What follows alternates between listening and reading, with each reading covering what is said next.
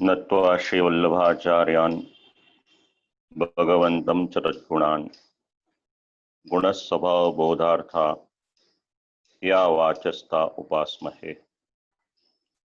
श्रीमदाचार्यचरण सरोजे शरणं सदा तेनैव खलु तद्वाक्य भावार्थावगतिर्मम। नानामार्गेषु विविध भावैस्तेऽधिकारिणाः प्रवृत्तास्तदेवात्र मन्यन्ते भजनं हरेः।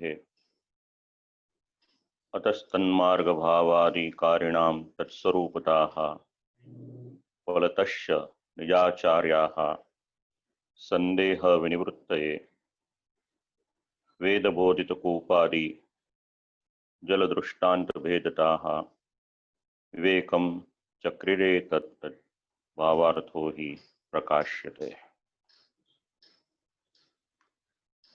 श्री आचार्य चरण विरचित जलवेद ग्रंथ एना द्वितीय सत्रना आरंभમાં श्री ठाकुरजीना युगल श्री चरणों में दंडवत प्रणाम। श्री वल्लभकुलना श्री चरणों में दंडवत प्रणाम। एवं विशेष रीते षोडश ग्रंथ व्याख्यानमाला अंतर्गत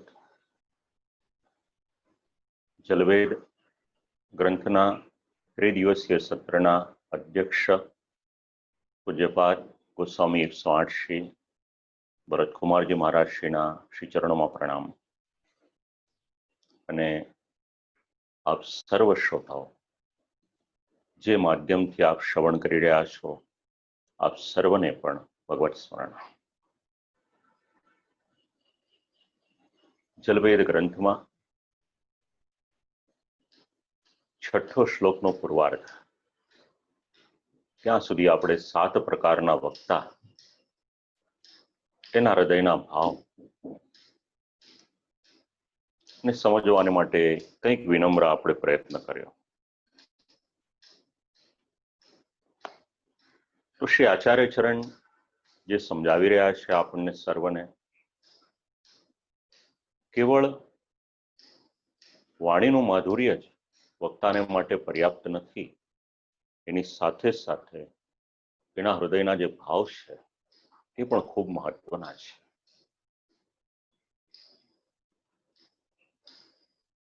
બોલવાનું સામર્થ્ય ઘણું જ સારું હોય પણ નીતિશાસ્ત્રનો જે શ્લોક સમજાવે છે મધુ તિષ્ઠતિ જીહ્વાગ્રે, વાણીમાં ખૂબ માધુર્ય હોય પણ જો હૃદયના ભાવ કલુષિત હોય તો એ વાણીનો કોઈ અર્થ નથી। બંનેનો સમન્વય થવો ખૂબ જરૂરી છે। વક્તા વાણી એવી બોલે કે જે સાચી હોય, વક્તા વાણી એવી બોલે કે જે શાસ્ત્ર સંમત હોય, અને વક્તા વાણી એવી બોલે કે જેના દ્વારા પોતાનું પણ આત્મકલ્યાણ થાય અને શ્રોતાઓનું પણ આત્મકલ્યાણ થાય અને આપણે ત્યાં કલ્યાણ ભગવાનની સાથે જોડાઈએ, ભગવાનની પ્રાપ્તિ કરીએ, ભગવત સેવા કરીએ, એ જ વૈષ્ણવના જીવનનું કલ્યાણ છે। તો ભગવત ગુણાનું આ શ્રવણ કરવાના, એમાં કયા વક્તાની પાસે શ્રવણ કરવા જોઈએ એનો નિર્ણય આપણે કઈ રીતે કરી શકીએ, તો એના હૃદયના ભાવ કેવા છે એ સમજાવવાને માટે શ્રી મહાપ્રભુજીએ આપણને જલભેદ નામનો ગ્રંથ આપ્યો। 8મા પ્રકારના જે પ્રવક્તાઓ છે એમના હૃદયના ભાવ સમજાવતા શ્રુતિ આજ્ઞા કરે છે સરસ્યાભ્યાસ સ્વાહા, અને શ્લોક 6ઠા શ્લોકનો ઉત્તરાર્ધ સરહ કમલ સંપૂર્ણાઃ પ્રેમયુક્તાસ્તથા બુધાઃ। જે પ્રેમપૂર્ણ બુદ્ધજનો છે એ કેવા છે તો કમલ પરિપૂર્ણ સરોવરની જેવા છે। બંને એકબીજાના પૂરક કહી શકીએ આપણે. સરોવરની શોભા એ કમળથી છે. તો આ વક્તાની વિશેષતા શું છે? તો એ વક્તાની વિશેષતા સમજાવતા શ્રી પુરુષોત્તમજી આજ્ઞા કરે છે. પૃષ્ઠનું શ્રુત મષ્ટમમ એટલે પુષ્ટિ ભાવવાનું સારી આ પ્રવક્તાઓ છે. કયા ગુણ છે એમનામાં? ભગવતી પ્રેમણા યુક્તા. અત્યાર સુધી જે વક્તાઓને માટે વિચાર કર્યો, એમની વાણી માટે વિચાર કર્યો, એમના હૃદયના ભાવને માટે વિચાર કર્યો, એમાં જલના આધારની ઉપમા આપી હતી. પરંતુ અહીંયા એક વિશેષતા દર્શનીય છે. અહીંયા જલના આધારની ઉપમા ન આપતા સીધી જલની ઉપમા આપી છે.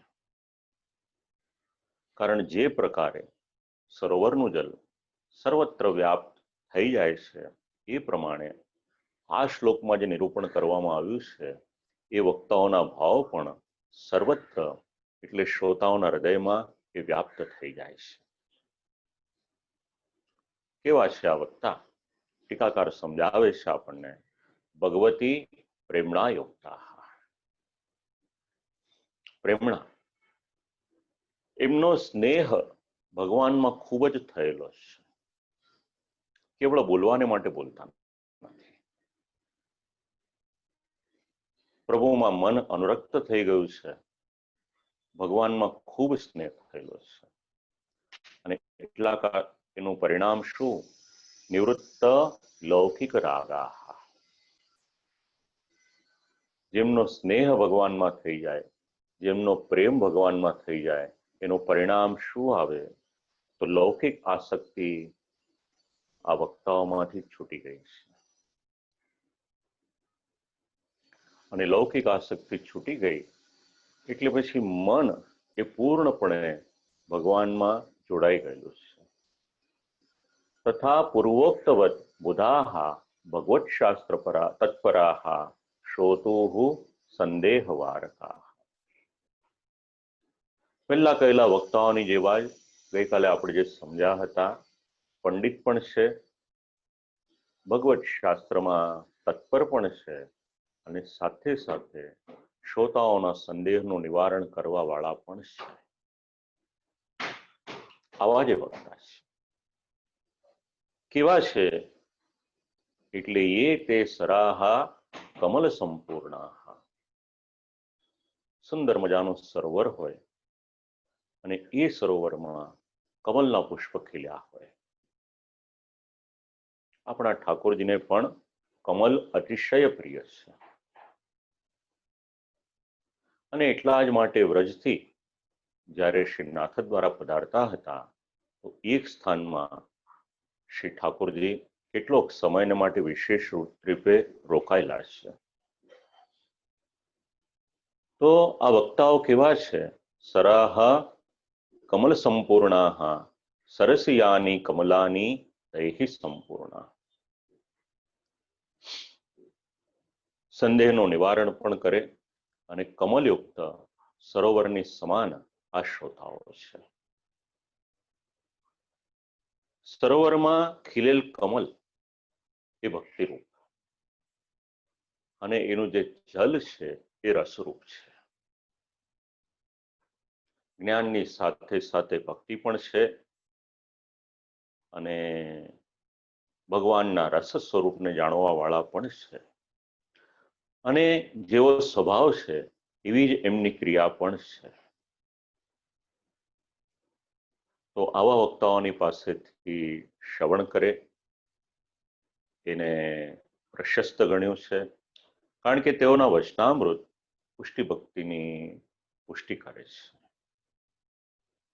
એની પછી 9મા પ્રકારના વક્તાનો પરિચય, 7મો શ્લોક. અલ્પશ્રુતા પ્રેમયુક્તા વેશંતા પરિકીર્તિતા કર્મશુદ્ધા બલવલાની તથાલ્પ શ્રુતભક્તયા. ભાવાર્થ સમજીએ જરા શ્લોકનો, પછી શબ્દો વિચાર કરીએ. કેવા છે એટલે કેવું પ્રેમપૂર્ણ છે, પરંતુ શાસ્ત્રનું જ્ઞાન કેટલું તો કે અલ્પ છે. તો એમને કેવા કહેવાય એટલે કેવું નાના જળાશય સમાન એમને કહી શકાય, એટલે કેવું વૈશંતિભ્ય સ્વાહા, નાના જલાશય સમાન છે. તો વૈશંતાનો અર્થ થાય છે નાનું જળાશય. શ્રુતિનો મત સીધો સમજાવ્યો છે. હવે અલ્પશ્રુતા, અલ્પમ શ્રુતમ અધ્યયનમ શ્રવણમ વા. સત્પુરુષ વાક્ય સંબંધી યેષામ તે અલ્પશ્રુતા ભગવદ વિષયક પ્રેમયુક્તાશ્ચ. દરેકની યોગ્યતા એક સમાન ન હોય. આગળ એક વાક્ય કયું હતું, ફરીથી યાદ કરાવું છું. આકાશ ખૂબ વિશાળ છે, અનંત છે, એનો અંત કોઈ જાણી શકે એવું છે નહીં. કોઈક પક્ષી 50 ફૂટ ઉપર ઉડી શકે, કોઈ 100 ફૂટ ઉપર, તો કોઈક એનાથી પણ વધારે ઉપર સુધી જઈ શકે. હમણાં 2 કે 3 દિવસ પહેલા એક પક્ષીને માટે વાંચ્યું કે પોતાની પાંખ હલાવ્યા વગર 172 કિલોમીટર સુધી ઉડ્યું હતું. એટલે પક્ષી તો પક્ષી જ છે. ચકલી હોય કે ગરુડ હોય, પક્ષી પક્ષી જ છે, પણ એ છતાં દરેકનું સામર્થ્ય અલગ અલગ છે. તો આ પ્રવક્તાઓ કેવા છે? અલ્પશ્રુતા. એમણે સત્પુરુષોના વાક્યોનું અધ્યયન અથવા તો શ્રવણ કર્યું છે, એ અલ્પ એટલે ઓછી માત્રામાં કર્યું છે. પરંતુ ભગવદ વિષયક પ્રેમ તો એમના મનમાં છે. એવા જે વક્તા છે, એવા વક્તા કેચન અલ્પમ શ્રુતમ અધ્યયનમ યેષામ એતાદૃશાઃ. તેમનું શાસ્ત્ર અધ્યયન પણ ઓછું છે, પણ ભગવાનમાં એમનો અનુરાગ છે. તો એ કેવા છે? તો કોઈ વેશનતા. અલ્પ સરસ્તુલ્યા, નાનું સરોવર હોય એવા છે. તો હવે અલ્પશ્રુત હોય તો એનો ગેરલાભ શું થઈ શકે અને લાભ શું થઈ શકે? તો ગેરલાભમાં જેમ પાણી ઓછું હોય, કોઈ પશુ એ જલમાં પ્રવેશ કરી દે તો એ પાણી હોય એ ગંદુ થઈ જાય છે. એ જ પ્રમાણે આમનો ભાવ અલ્પશ્રુત છે, અને લાભમાં એટલું વિચારી શકાય કે ભગવાનને માટે પ્રેમ છે, પણ એ પ્રેમ પણ કેવો છે? તો એ પણ ઓછી માત્રામાં છે. નહીતર કદાચ પ્રેમનું પ્રાબલ્ય વધારે હોત તો વાંધો ના આવત, પણ જેમ શાસ્ત્રનું અધ્યયન શ્રવણ અલ્પ છે, એમ ભગવાનને માટે પ્રેમ પણ અલ્પ છે, ઓછો છે. અને એમાં પણ જ્યારે બીજા શાસ્ત્રોનો સંસર્ગ એમને થાય છે, ત્યારે મન થોડું કલુષિત થાય છે. તો હવે કોઈના મનમાં વિચાર આવે કે આવી રીતના કોઈક હોય તો એમનો સંગ કરવો જોઈએ કે નહીં, તો ટીકાકાર સ્પષ્ટ શબ્દમાં એનું વિધાન કરે છે, તત્સંગો અપ્રયોજક ઇવેત્યર્થ. એમની પાસેથી શ્રવણ કરશો, એમનો સંગ કરશો તો અપ્રયોજક થશે, કોઈ વિશેષ પ્રકારનો લાભ એનાથી પ્રાપ્ત નહીં થાય. એટલે શ્રવણ એવી વ્યક્તિની પાસેથી કરો કે જેમનો શાસ્ત્રનો અભ્યાસ હોય. શ્રવણ એવા વક્તાની પાસે કરો કે જેનું હૃદય ભગવાનના પ્રેમમાં રંગાયેલું હોય. આવા 9મા પ્રકારના વક્તાના હૃદયના ભાવ એને સમજાવ્યા. હવે 10મા પ્રકારના વક્તાનો પરિચય આપતા શ્રુતિ આજ્ઞા કરી, પલ્વલ્યાભ્યઃ સ્વાહા. શ્લોક સમજાવે છે, કર્મશુદ્ધાઃ પલ્વલાની તથા અલ્પ શ્રુત ભક્તયા. કર્મથી શુદ્ધ છે, પણ જ્ઞાન અલ્પ છે, ભક્તિ થોડી ઓછી છે. તો એ કેવા છે? એટલે કે નાના તળાવની જેવા છે. તો ગતિશીલ હોય એને પલ્લવ અહીંયા આગળ નાના તળાવ એ પ્રમાણે કયા. તથાલ્પ શ્રુત ભક્તયા, શ્રુતમ ચ ભક્તિશ્ચ શ્રુત ભક્તિ. શ્રવણ અને ભક્તિ બંને છે, પણ એ પણ ઓછા છે. અને એટલા જ માટે એમને કયા અલ્પશ્રુત ભક્તિ. નવમા પ્રકારના વક્તાની જેમ અલ્પશ્રુત છે, પણ એમનામાં એક વિશેષતા છે. એટલે 9મા અને 10મામાં કમ્પેરિઝન કરીએ તો વિશેષતા કઈ મળે? એટલે કોઈ કર્મશુદ્ધાહા, કર્મશુદ્ધ છે. હવે આપણા મનમાં પ્રશ્ન થાય કે કર્મશુદ્ધ કોને કહેવાય? તો ભગવદ અર્પિતેન ફલાસંગરહિતેન કર્મ નિહારોદ્દેશ્યતો વા કૃતેન કર્મણા શુદ્ધા તદનુરૂપ ચિત્ત શુદ્ધિયુક્તાહા. પોતાના જે કર્મ છે, શાસ્ત્ર વિહિત જે પણ કર્મ કરે છે એ કર્મ કરી અને ભગવાનને સમર્પિત કરી દેશે, ભગવાનને અર્પણ કરી દેશે. એટલે કર્મનું ફળ પ્રાપ્ત કરવાને માટેની એમની જે ઈચ્છા હોય એ તો નષ્ટ થઈ ગઈ ત્યાં. અથવા તો પછી કર્મબંધનને પૂર્ણ રૂપથી કાપવાના ઉદ્દેશથી કર્મ કરે છે તેઓ શુદ્ધ થઈ જાય છે. અને જેમ નિષ્કામ કર્મ કરતા જાય છે એમ એમ એમનું ચિત્ત એ પણ શુદ્ધ થતું જાય છે. કર્મણૈવ શુદ્ધાહા નિક્કામ કર્માદિના ચિત્ત શુદ્ધિયુક્તાહા. ચિત્ત શુદ્ધિ થઈ જાય. હવે આમનો સંગ કેવો? તો એમના માટે પણ નિર્ણય એવો આપ્યો કે અપ્રયોજકની જેવો જ એમનો સંગ છે. કારણ પલ્લવ એના બે પ્રકાર છે. એક કમલ વગેરેથી રહિત છે એવું જે જલ છે, અને બીજું કમલયુક્ત વાળું જે જલ છે એ બંનેનું નિરૂપણ કર્યું. એટલે જલાશય અને તળાવ આ બંને શબ્દ સમજાવ્યા. હવે પ્રેક્ટિકલ ભાષામાં વિચારીએ તો નાના પાણીનું તળાવ હોય, ચોમાસામાં ભરાઈ જાય અને પછી ઉનાળો આવે એટલે સુકાઈ જાય. જે તળાવો આપણે જોઈએ છે અત્યારે તો નદીમાં પણ એક પરિસ્થિતિ છે. તો લગભગ જલ સ્વચ્છ હોય, પણ આગળ કહ્યું એ પ્રમાણે પશુઓ એમાં પ્રવેશ કરે, જલ પીએ, સ્નાન કરે, તો એ જલ હોય તે મલિન થઈ જાય. તો જ્ઞાન અને ભક્તિનો અંશ હોય પણ અલ્પ હોય તો એમનો સંસર્ગ એ બહુ લાભકારક થઈ ન શકે. હવે એનાથી આગળના જે પ્રવક્તા છે 8મા શ્લોકમાં સમજાવે છે. એમાં યોગનો અને તપનો બે પ્રકારના પ્રવક્તાઓ એનું અનુસંધાન આપણને મળશે. યોગ ધ્યાનાદિ સંયુક્તા ગુણા વર્ષા પ્રકૃતિતા તપો જ્ઞાનાદિ ભાવેન સ્વેદજાસ્તુ પ્રકૃતિતા. 11મા પ્રકારનો વક્તાનો પરિચય આપતા શ્રુતિ આજ્ઞા કરે છે વર્ષાભ્ય સ્વાહા. આ ગ્રંથની લગભગ અડધે પહોંચ્યા આપણે. એક વાત જરા પાછી યાદ કરાવી દઉં.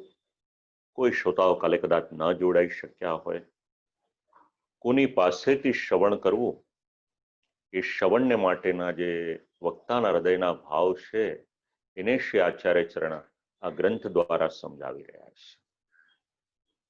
કદાચ આપ લોકોમાંથી કોઈકને આ ગ્રંથ કઠિન પણ લાગતો હશે, પણ જેઓ પણ શાસ્ત્રનું શ્રવણ કરે છે એમના માટે આ ગ્રંથ સમજવો આમ વિચાર કરીએ તો અનિવાર્ય છે.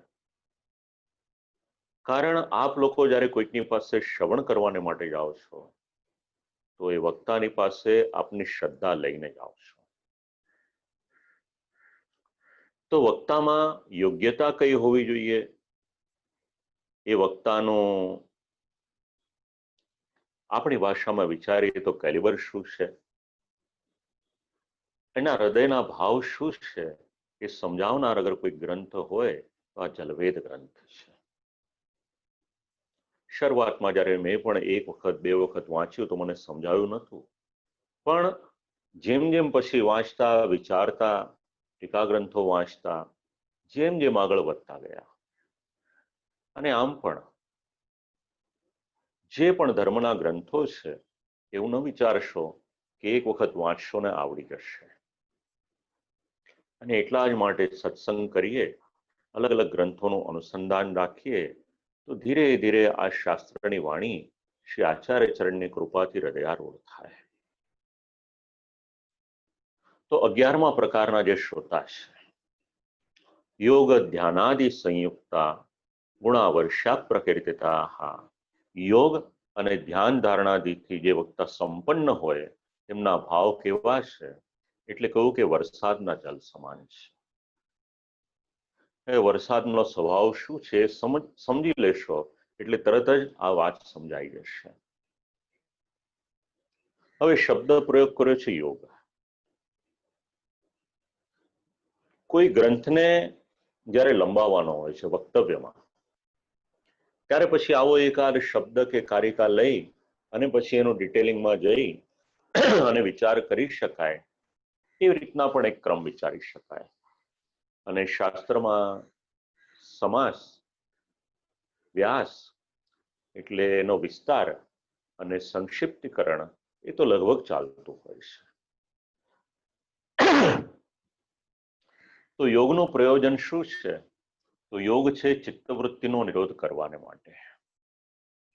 યોગ ચિત્તવૃત્તિ નિરોધો. અને એમાં યમ નિયમ આસન પ્રાણાયામ પ્રત્યાહાર ધારણા ધ્યાન સમાધિ એક એક કરીને અષ્ટાંગ યોગ છે. તો એનું નિરૂપણ આપણને ક્યાં મળે? તો ટીકાકાર સમજાવે છે, શ્રીમદ ભાગવતનું અનુસંધાન આપે છે.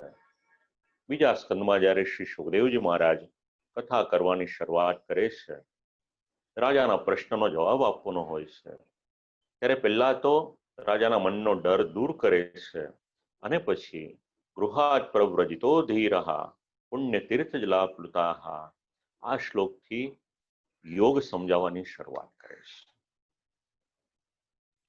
હવે જો કેવળ ભાષાંતર વાંચીએ શ્રીમદ ભાગવતનું તો આપણને લાગે કે આ યોગનો ઉપદેશ છે, પણ સાથે સાથે શ્રી સુબોધિનીજી વાંચીએ અને બીજા અધ્યાયના અંતમાં જો આપણે વિચાર કરીએ તો શ્રી આચાર્ય ચરણ સમજાવે છે કે યોગ જે કરતા હશે તે બરાબર છે, પણ એમાં પણ અંતે તો ભગવાનના ધ્યાનનું જ મહત્વ છે.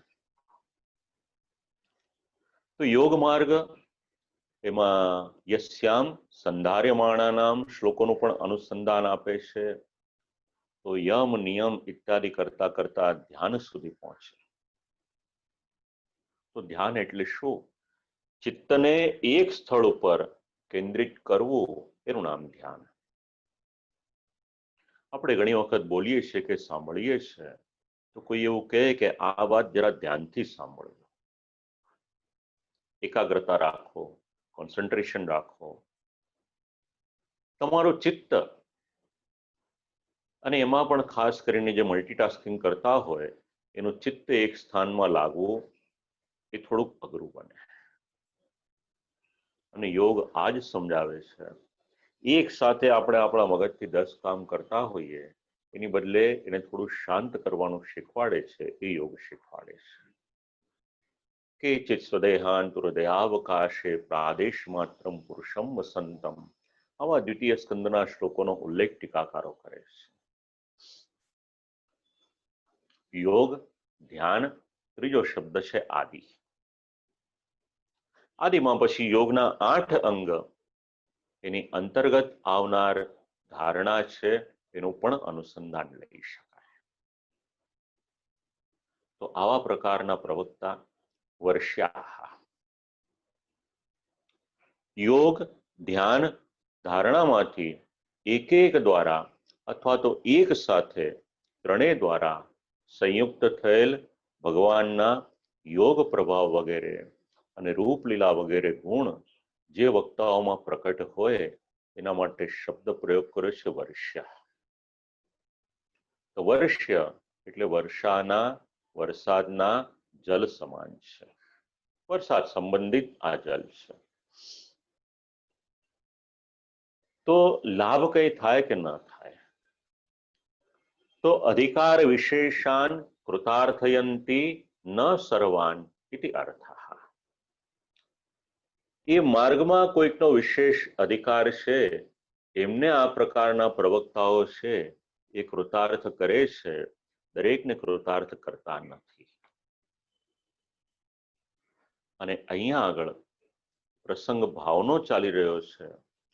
તો જો આપણે આખો જ જલભેદ વાંચીએ તો ટીકાકારનો એક મત એવો પણ મળે છે કે શ્રી આચાર્ય ચરણે અહીંયા જે પોઝિટિવ વાત હોય એની પર ફોકસ વધારે કર્યું છે. યોગી વક્તાના ગુણ બતાવ્યા, ગુણને બદલે જો જરા દોષ બતાવે તો એક શબ્દ ટીકાકાર એવો મૂકે છે, તદ વિરોધાપત્તિશ્ચ. એટલે યોગ માર્ગમાં જે પ્રવૃત્ત છે, ચિત્તવૃત્તિનો નિરોધ, ધ્યાન, પ્રયત્ન આ બધું થઈ જશે, પણ જે એમના માટેના અધિકારી હશે એમને લાભ થઈ શકશે કે એ માર્ગ પ્રમાણે હોય, કદાચ એ શ્રવણ કરે તો એમના મનના ભાવ એ સચવાઈ શકે. એની પછી 12મા પ્રકારના વક્તા, તપો જ્ઞાનાદિ ભાવેન સ્વેદ જાસ્તુ પ્રકીર્તિતા. કેવા છે? એટલે પરિચય આપે છે, અવર્ષાભ્યાસ સ્વાહા. પસીનાના પાણી સમાન કેવળ તપ, જ્ઞાન વગેરે ભાવવાળા વક્તાઓને તો કેવા માન્યા છે? તો કયું પસીનાના પાણી સમાન છે. સ્વેદ જાસ્તુ. તો શબ્દથી નવા પ્રકરણનો આરંભ પણ સમજાવી રહ્યા છે. કેચન તપ એવમ પરમ મત્વા કુર્વંતી. કોઈ કેવા હોય કે જે તપને જ શ્રેષ્ઠ માનતા હોય. કેચન જ્ઞાનમેવ કેવલમ પરમ મન્યત. તો કોઈ કેવા પણ હોય કે જેના મનમાં જ્ઞાન એ જ સર્વશ્રેષ્ઠ છે. દરેકની પોતપોતાની શ્રેષ્ઠતા હોય, પણ જ્ઞાન શેના માટે છે? જ્ઞાન ભગવાનને મેળવવાને માટે છે. જ્ઞાન સાધ્ય નથી, જ્ઞાન સાધન છે. ધર્મો જ્ઞાનમ હિ સાધનમ, આ શ્રી આચાર્ય ચરણના શબ્દો છે. તો કેટલાક પ્રવક્તા એવા હોય કે એમના માટે તપ જ શ્રેષ્ઠ, કેટલાક એવા હોય કે એમના માટે જ્ઞાન જ શ્રેષ્ઠ. તો એમનું સ્વરૂપ શું? તપો જ્ઞાનાદિ ભાવેન. તપ પણ છે, જ્ઞાન પણ છે, અથવા તો પછી બંને છે. તો એના વિષયમાં આજ્ઞા કરી રહ્યા છે. તો એવા વક્તાઓમાં રહેવાવાળા ગુણ એ સ્વેદ જ કહેવાય છે.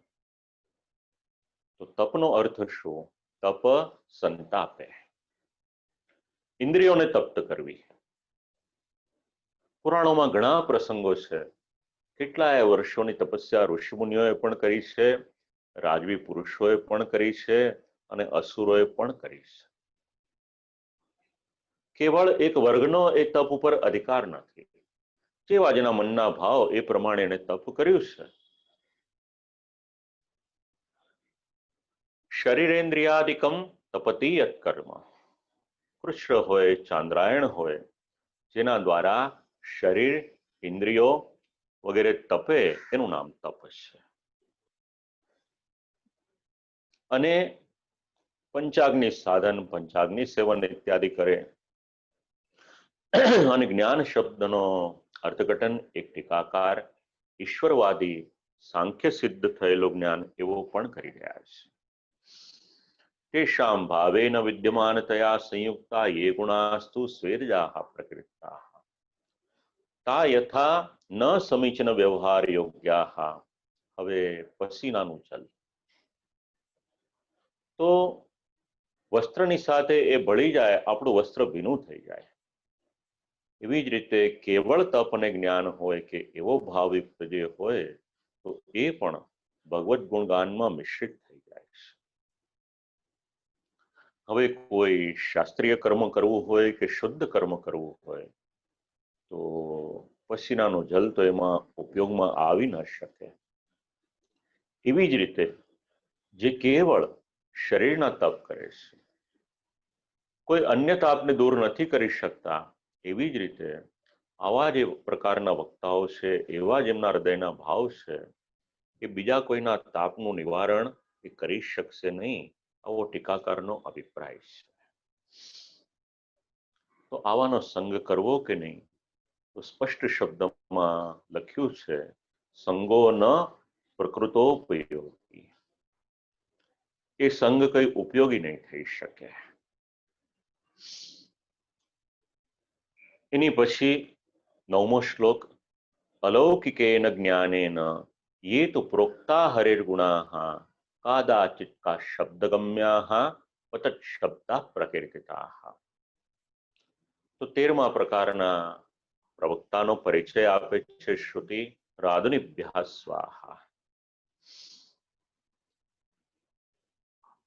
જે ગાયકો અલૌકિક વેદના જ્ઞાન વડે હરિના ગુણોનું ગાન કરે છે, એ વક્તાઓ કોઈક વાર થનારા અને શબ્દથી સમજાતા પર્વતના શિખર ઉપરથી પડતા પાણીના ઝરણાની જેવા છે.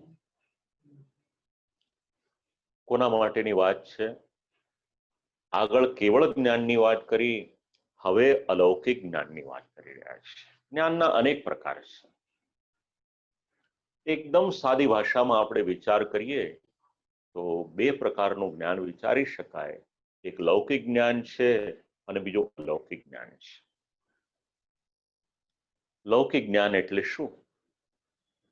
જેના દ્વારા આપણી આજીવિકા ચાલે એવી આપણી જે સમજ હોય, પછી આપણી પાસે કોઈ પણ યોગ્યતા હોય, કોઈ પણ ડિગ્રી હોય, જેના દ્વારા આ લોકનો વ્યવહાર ચાલે છે, એ લૌકિક જ્ઞાન છે. આ લોકમાં આપણને એનાથી પદ પ્રતિષ્ઠા ઘણું બધું મળી શકે લૌકિકમાં. અને અલૌકિક જ્ઞાન કેવું છે? અહીંયા તો કામ લાગશે, પણ કદાચ પ્રભુ કૃપા કરશે ને પોતાની સન્મુખમાં બોલાવશે તો પણ અલૌકિકનું જ્ઞાન હશે. ભગવાનના ગુણ મહાત્મ્ય શાસ્ત્ર દ્વારા સમજાઈશું તો એ આપણને ઉપયોગી થઈ શકશે. તો આ જ્ઞાન કેવા છે? અલૌકિકેન જ્ઞાનેન. તો અલૌકિક જ્ઞાનનો પરિચય આપે છે કે આ જ્ઞાન કેવું છે? અલૌકિકમ ભગવત કૃપાજન્યમ મહદ અનુગ્રહજન્યમ વા. ભગવત કૃપા અથવા તો મહાનુભાવોના અનુગ્રહથી અલૌકિક જ્ઞાન અર્થ પ્રકાશિત કરતું હોય એવું જ્ઞાન છે. તો જ્ઞાન કેવળ ગ્રંથ વાંચવાથી નથી આવતું. આ બે શબ્દનું અનુસંધાન લઈએ આપણે તો જ્ઞાનને માટે પ્રયત્ન તો કરવાનો, એની વગર તો જ્ઞાન ન જ આવે.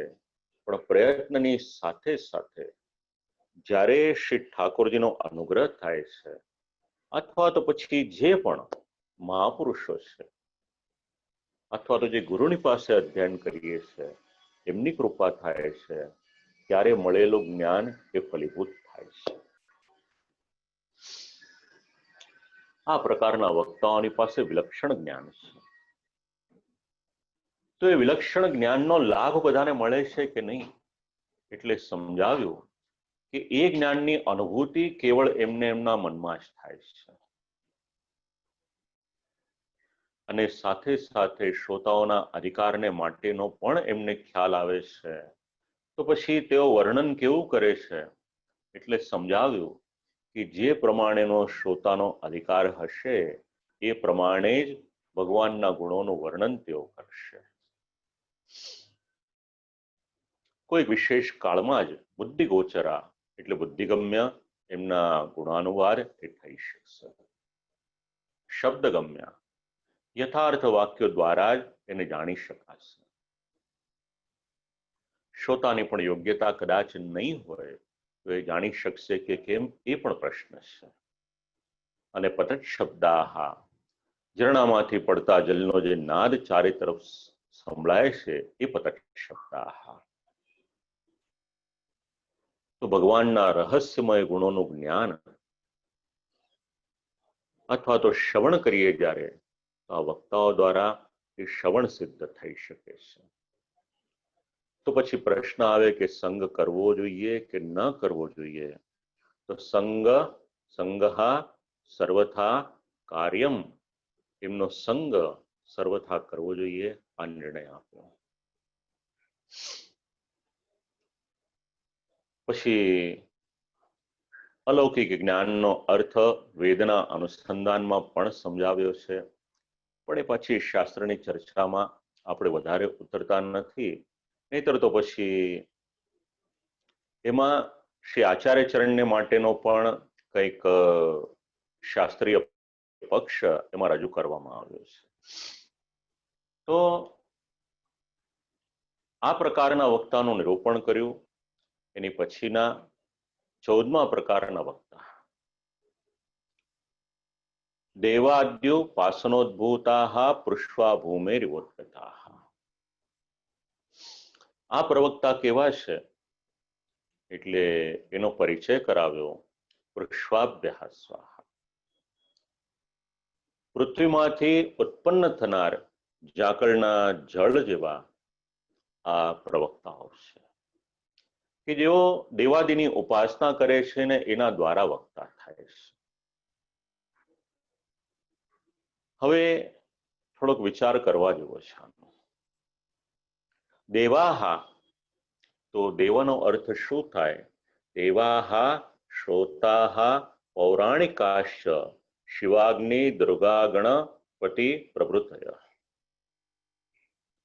શ્રુતિ અને પુરાણમાં જેમનું નિરૂપણ છે એવો એટલે મહાદેવજી, દેવ, દુર્ગા દેવી, ગણપતિજી વગેરે જે દેવતાઓ છે એમના માટે અહીંયા શબ્દ પ્રયોગ કર્યો છે દેવાહા.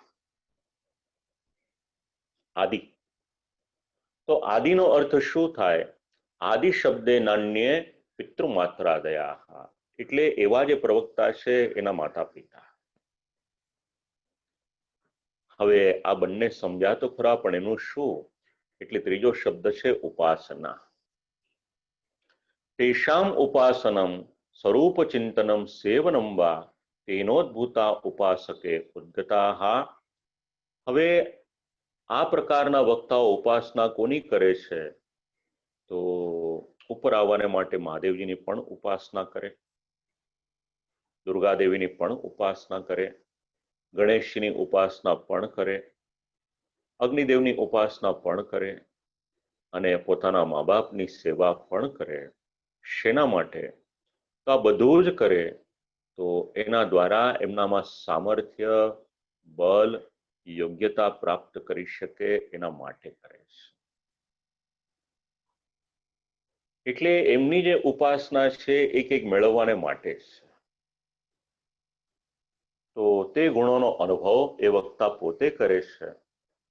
અને પૃષ્વા, પૃથ્વીનું જલ પથ્થરવાળી ભૂમિ પર પડેલું હોય તો લાગે કે પથ્થરમાંથી જ નીકળેલું છે, પણ વાસ્તવિકતામાં એવું હોતું જ નથી. એવી જ રીતે બધા જ ગુણો ભગવાનના છે. પરંતુ આ ઉપાસકો શું માને છે? એમના મનમાં ભ્રમ એવો હોય છે કે તેને પોતાના અથવા દેવતાઓના ગુણો માની લે છે. જો આ દ્રષ્ટિનો ભેદ આપણને ટીકાકાર સમજાવે છે. જે ભાષાંતરમાંથી નથી સમજાતું એ પૂર્વાચાર્યોની ટીકામાંથી સમજાય છે. હવે પ્રાધાન્ય કોનું છે? તો પ્રાધાન્ય કોઈ દેવી દેવતાઓનો કોઈ પ્રકારે દ્વેષ નથી, પણ જે પ્રાધાન્ય છે એ પૂર્ણ પુરુષોત્તમ ભગવાનનું છે.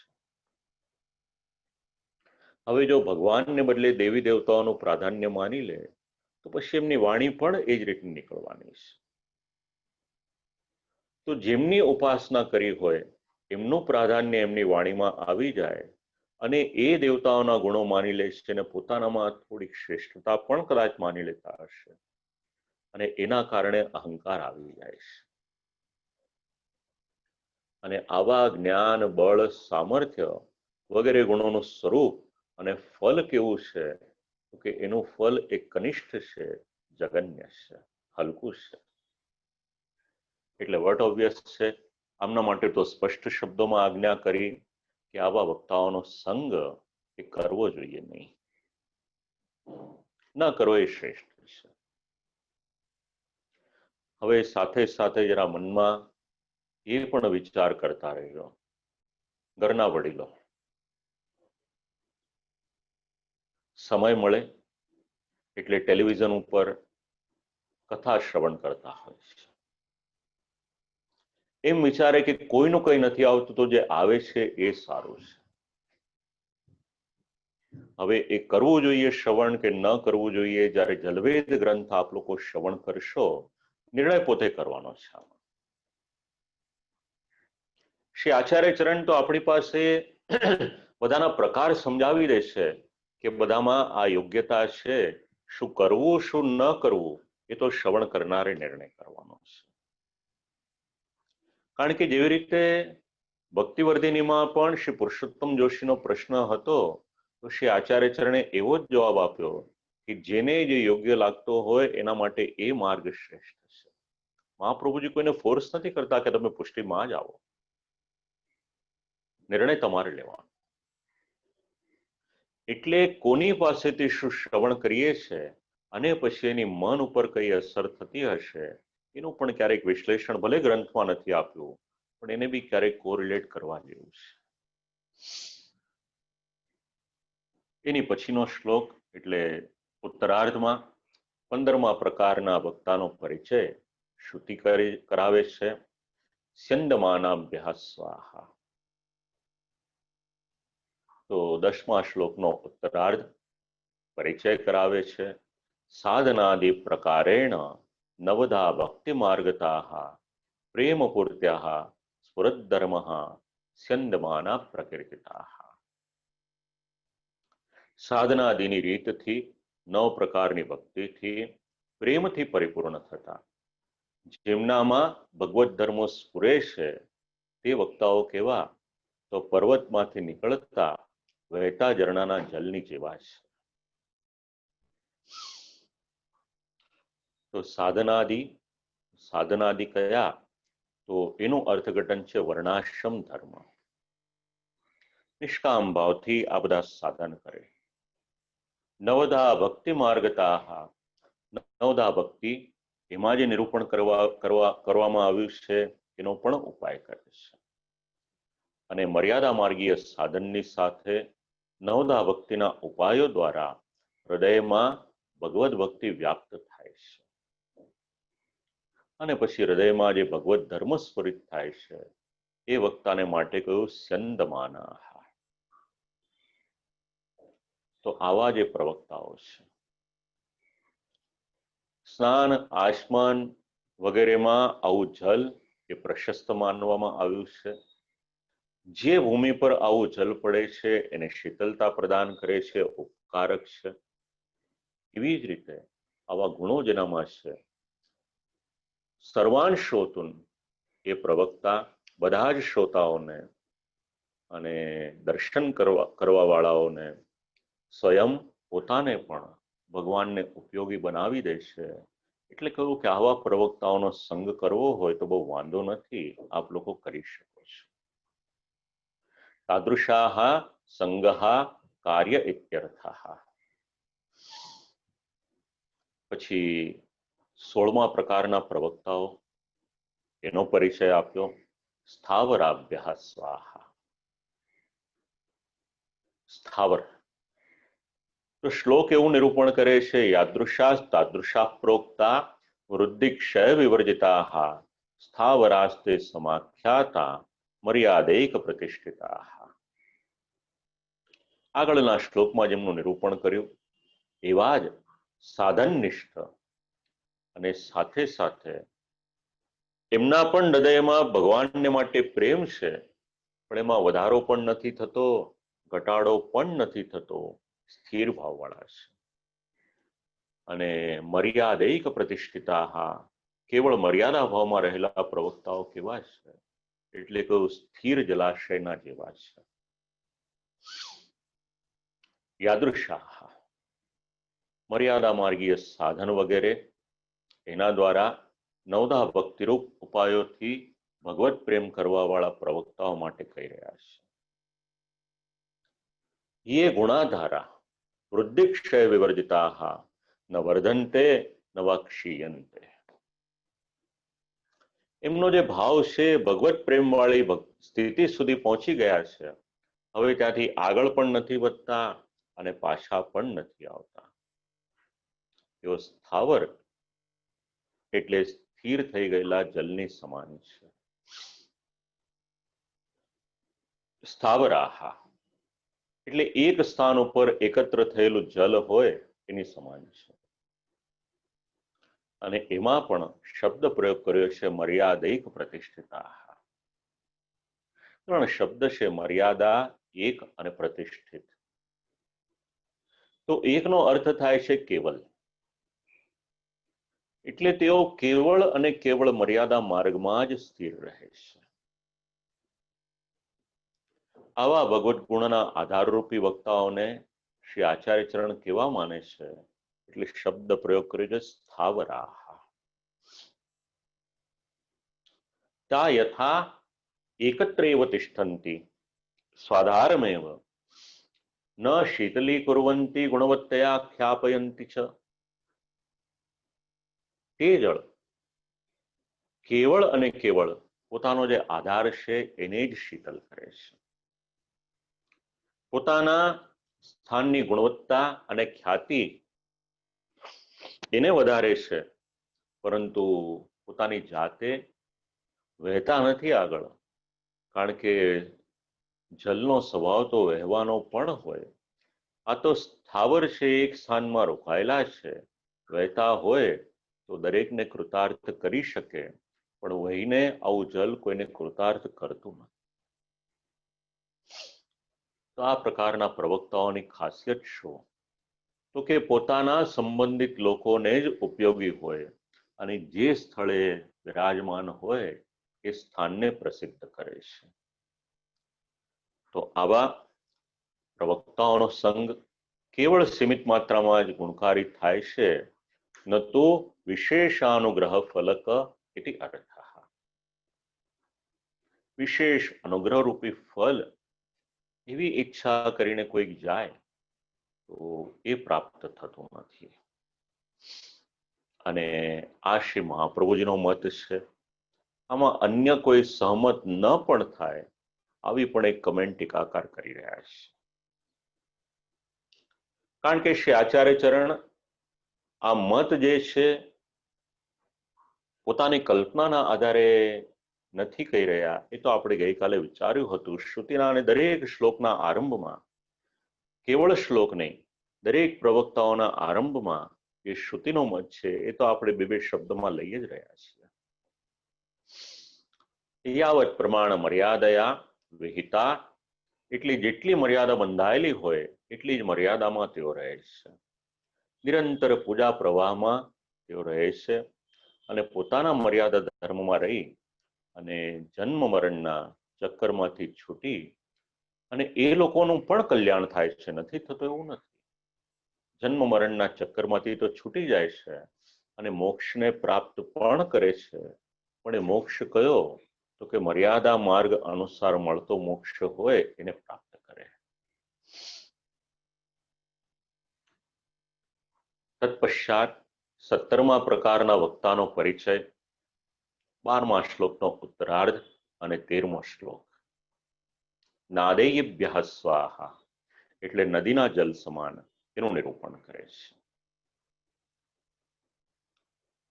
અનેક જન્મ સંસિદ્ધા જન્મ પ્રવૃત્તિ સર્વદા સંગાદિ ગુણદોષાભ્યામ વૃદ્ધિ ક્ષયયુતા ભુવિ નિરંતરોદ્ગમયુતા નદ્યસ્તે પરિકીર્તિતા. નદ્યસ્તે પ્રકીર્તિતા. જેઓ અનેક જન્મથી સુયોગ્ય છે, સિદ્ધ પુરુષો છે, સંસિદ્ધા, પરંતુ જન્મથી આરંભ કરી અને કાયમને માટે પૃથ્વીમાં સત્સંગ અને દુસ્સંગના ગુણ અને દોષ આ બંનેથી ઈશ્વરમાં એમનો પ્રેમ છે. ગુણ હોય ત્યારે પ્રેમ થાય છે, દોષ આવે ત્યારે એ ઘટી જાય છે. એટલે વધઘટ થઈ રાખે છે. વધતા અને ઘટતા પ્રેમ વાળા છે. વૃદ્ધિ ક્ષયયુતા તેઓ નિરંતર જન્મ લેનારા પ્રવાહવાળી નદ્યસ્તે એટલે નદીના જલના સમાન છે. ત્રણ વિશેષણ જરા આ શ્લોકમાં આપણે વિચારવા પડે એવા છે, કારણ કે આગળના શ્લોકમાં એનું અનુસંધાન આવશે. તો અનેક જન્મ સંસિદ્ધા, જે વૈષ્ણવ લખે છે એમના માટે આ ત્રણ વિશેષણો લખી રાખે. તો અનેક જન્મ સંસિદ્ધા, અનેક જન્મ લીધા પછી જેમને ભગવત ભાવ પ્રાપ્ત થયો છે એવા. બીજું વિશેષણ છે સંગાદિ ગુણદોષાભ્યામ વૃદ્ધિક્ષયુતા, એટલે જેવો સંગ મળે એમના ગુણ અને દોષ અનુસાર જેમનો ભાવ વધે અથવા તો ઘટે છે. અને ત્રીજી વાત છે નિરંતરોદ્ગમયુતા, એટલે આવા વક્તા નિરંતર વહેવાવાળી નદીના સમાન છે. આ ત્રણ વિશેષણ ધ્યાન રાખી અને હવે જરા ટીકાકારોનો મત શું છે એને જરા જાણીએ આપણે. તો પહેલો શબ્દ છે અનેક જન્મ સંસિદ્ધા. તો અનેકેષુ જન્મસુ સંસિદ્ધાઃ સમ્યક સિદ્ધાઃ પૂર્વાનુરૂપતયા સિદ્ધાઃ, અનેક જન્મોમાં જેમને ભગવત ભાવ સિદ્ધ થયો છે એમની વાત છે. અને જન્મથી લઈને કાયમ માટે સંસારના ગુણ અને દોષ એ બંનેથી પ્રભાવિત થયેલા છે. આદિ શબ્દથી કાલ કર્મ દેશ સ્વભાવ વગેરેને ઉત્પન્ન થવાવાળા જે ગુણ અને દોષ છે એ સમજાવ્યા છે. તો કેવળ ગુણથી પ્રભાવિત થાય એવું નહીં, દોષથી પણ પ્રભાવિત થાય છે. વૃદ્ધિમંતા, જો એમને સત્સંગ મળી જાય અને સત્સંગની સાથે ઉચિત દેશ કાળ કર્મના સ્વભાવના દ્વારા વૃદ્ધિમંતા એટલે એમની ભાવની વૃદ્ધિ થાય છે. અને કદાચ દુસ્સંગ મળી જાય તો અનુચિત દેશ કાલ કર્મ સ્વભાવના કારણે એમનો ક્ષયમ પ્રાપ્નુવંત, એમનો ભાવ છે એ ક્ષય પણ થઈ જાય છે. તો એમના ભાવોનો ઉદ્ગમ પ્રવાહ એ કાયમ સતત રહેલો હોય છે, નિરંતરોદ્ગમયુતા. તો નાદેય નામના જલની જે આધારભૂતા નદી છે, એટલે જે નદીમાંથી બીજી નાની મોટી નદીઓ નીકળતી હોય એવા આ પ્રવક્તાઓ છે. નાદેય નદીનું ઉદ્ગમ સ્થાન વર્ષાકાળમાં વધે, ગ્રીષ્મકાળમાં એનું પાણી થોડું ઓછું પણ થાય, સુકાઈ પણ જાય, પણ એનો જે પ્રવાહ છે એ નિરંતર ચાલ્યા જ કરે છે. અને એમાંથી પણ કઈ મોટી નાની મોટી નદીઓ નીકળતી હોય, સરોવરો છલકાતા હોય. તો આવા લક્ષણની સાથે લઈ અને આ વક્તાને તુલના કરવામાં આવી છે. તો કોઈક નદી સ્વભાવથી શુદ્ધ હોય, કોઈક સ્વભાવથી શુદ્ધ ન પણ હોય. ગંગા નદી હોય સ્વભાવથી શુદ્ધ હોય, અને ટીકાકાર એક શબ્દ આપે છે કે જે સ્વભાવથી શુદ્ધ ન હોય. તો ટીકામાં આવું ઘણું બધું વિવરણ કરેલું છે, પણ આપણે એને સંક્ષિપ્તમાં વિચાર કરીએ તો વક્તાઓના ભાવ પણ કેવા દેશ કાલ અને સ્વભાવ અનુસાર એમના ભાવ એ બદલાયા કરે છે, અને એ જ પ્રમાણે તેમનામાં રહેવાવાળા ભગવાનના જે ગુણો છે એ ગુણો પણ બદલાયા કરે છે. હવે તમારે વિચાર કરવાનો, જેમના ભાવ આવી રીતના ગુણ દોષ સતત બદલાયા કરે તો પછી એમનો સંગ કરવો જોઈએ કે ન કરવો જોઈએ. ટીકાકાર તો સ્પષ્ટ શબ્દમાં આજ્ઞા કરે છે, ઇતિ તાદૃશામ સંગો ન નિશ્ચયેનોક્ત અફલપ્રદ ઇત્યર્થઃ. ભારપૂર્વક નિશ્ચિત રૂપથી એમનો જે સંગ છે એ ફલદાયી હોતો નથી, આ સ્પષ્ટ શબ્દમાં સમજાવ્યું છે. પછી બીજા ટીકાકાર એના માટે બીજો પણ કોઈ અર્થઘટન આપણને સમજાવે છે, પણ એક ટીકાકારનો મત જાણ્યો આ પ્રવક્તાને માટે ઘણું છે. હવે 18મા પ્રકારના પ્રવક્તા, તેનું નિરૂપણ. એતાદૃશાઃ સ્વતંત્રાશ્ચ સિંધવાઃ પરિકીર્તિતાઃ.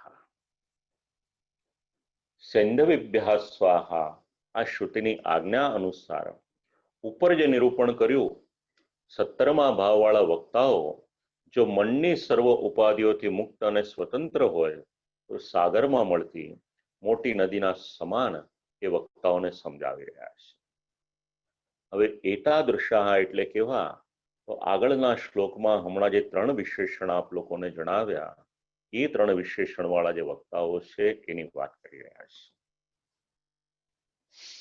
એતાદૃશાઃ, આવા વક્તા એટલે અનેક જન્મ સંસિદ્ધ, સંગાદિ ગુણદોષાભ્યામ વૃદ્ધિક્ષયયુતા અને નિરંતરોદ્ગમયુતા, આ 3 વિશેષણને અહીંયા લેવાના. એતાદૃશા એટલે એ પ્રકારના પ્રવક્તાઓ. સ્વતંત્ર, તો એમાંથી પહેલું અને ત્રીજું વિશેષણ અહીંયા આગળ ઉપયોગમાં આવશે આ સમજવાને માટે. તથા ચૈતાદૃશા અનેક જન્મ સંસિદ્ધા નિરંતરોદ્ગમયુતા સ્વતંત્રાઃ જન્મ પ્રવૃત્તિ સર્વદા, આ ટીકાકારના શબ્દો છે. તેમાંથી અનેક જન્મ સંસિદ્ધા અને નિરંતરોદ્ગમયુતા, આવા જે વક્તા છે એ સ્વતંત્ર થઈ જાય, અર્થાત જન્મથી લઈને સદા સર્વદા ગુણદોષોથી વૃદ્ધિક્ષય રહિત થઈ જાય, તેમનામાં સંગ મુજબ ભાવોની વૃદ્ધિ અને ક્ષય ન થાય એવા જીવ કેવા? એટલે કહ્યું સિંધવાહ. નદીઓ તો ઘણી બધી છે, પણ દરેક નદી સમુદ્ર સુધી પહોંચી નથી શકતી. જે મહાનદી હોય, મોટી વિશાળ નદી હોય, એ સમુદ્ર સુધી પહોંચી શકે છે. તો આ પ્રવક્તાઓના ભાવ કેવા? આ પ્રવક્તાઓ કેવા? એટલે કહ્યું મહાનદી જેવા છે.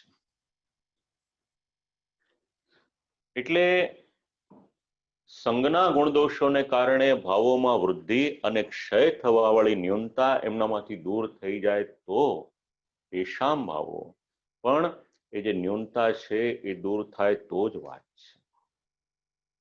તેમનો ભાવ કેવો થઈ જાય? જો એટલી ન્યૂનતા એમનામાંથી દૂર થઈ જાય તો એમનો ભાવ પણ બહુ મોટી નદી સમાન થઈ જાય છે. અને મહાનદી, અત્યારે તો આપણા દેશમાં ઘણી જગ્યાએ પૂર આવ્યું છે. 5 જગ્યાએ અત્યારે પૂર આવ્યું છે. દર વર્ષે આપણે જોઈએ છીએ, આટલા વર્ષોથી દર વર્ષે જ્યારે વરસાદની સિઝન શરૂ થાય અને આસામના જે આપણા નાગરિકો છે, શું વેદના થતી હશે તો જે ભોગવે એને જ સમજણ પડી શકે. કેટલાય વર્ષોથી, મારી નાની ઉંમરથી, બાલ્યાવસ્થાથી મને યાદ છે, દર વર્ષે બિચારા આ લોકોની આ જ પરિસ્થિતિ. તો આવી જ નદીઓ છે મહાનદી. દૃષ્ટમ, જોવામાં, સ્પૃષ્ટમ, સ્પર્શ કરવામાં, સમીચીન વ્યવહારેણ, તેમની સાથે સારો વ્યવહાર કરવામાં એ શુભપ્રદ હોય છે. ભગવાને તો ખૂબ સુંદર વ્યવસ્થા આપી છે. ગ્રંથની વાત ન કરું, 1 મિનિટ બીજી વાત કરું, આપ લોકોનું મન થોડું સ્વસ્થ થઈ જાય. ભગવાને ખૂબ સુંદર વ્યવસ્થા આપી વિશ્વને. ભાગવત એનું પ્રમાણ આપે છે. આજે વિશ્વના ઘણા બધા દેશોમાં એવું કહેવામાં આવે છે કે નદીની સંસ્કૃતિ છે, નદીઓનું સંરક્ષણ કરો. કારણ કે ઘણી બધી સંસ્કૃતિઓ એ નદીના તટ ઉપર વિકાસ પામેલી છે. હવે મનુષ્યની માનસિકતા કેવી? એક બાજુ નદીને દેવી તરીકે માને અને બીજી તરફ એમાં કચરો નાખે. તો આ જે નદીઓ છે એનું સ્વરૂપ શું છે? શ્રીમદ ભાગવત સમજાવે છે.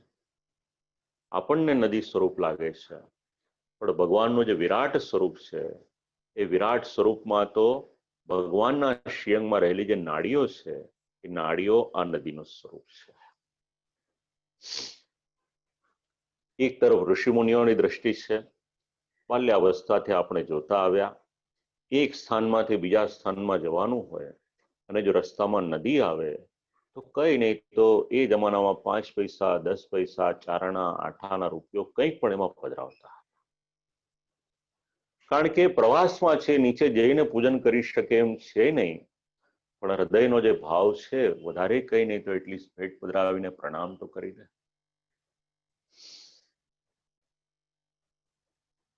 તો જે મહાનદી છે એનું દર્શન થાય, સ્પર્શ કરે, એની સાથે સારો વ્યવહાર કરવામાં આવે તો એ શુભ ફલપ્રદ છે. પણ એનું જલ છે ઘરે લઈ જઈએ તો એ જલને પણ શુભ માનવામાં આવે.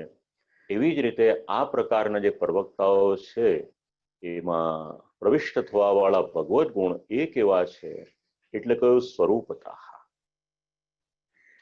સ્વરૂપથી અને ફલતઃ, ફલથી બંને પ્રકારે આ ઉત્તમ હોય છે.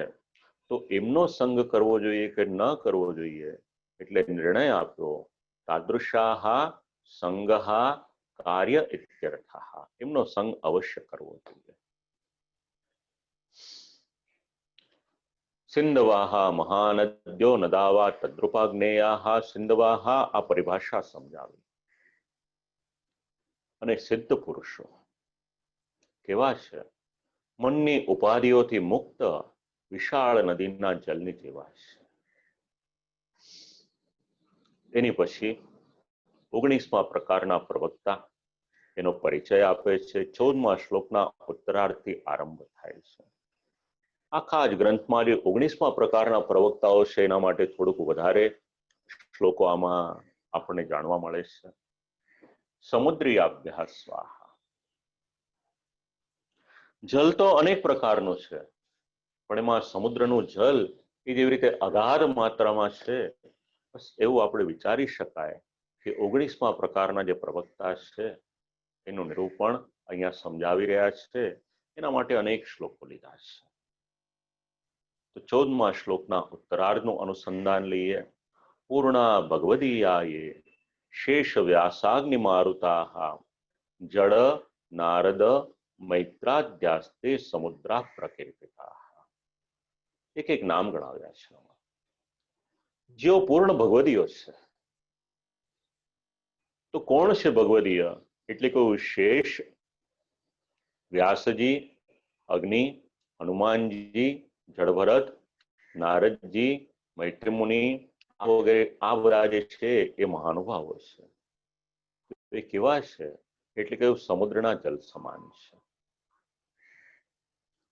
પૂર્ણા,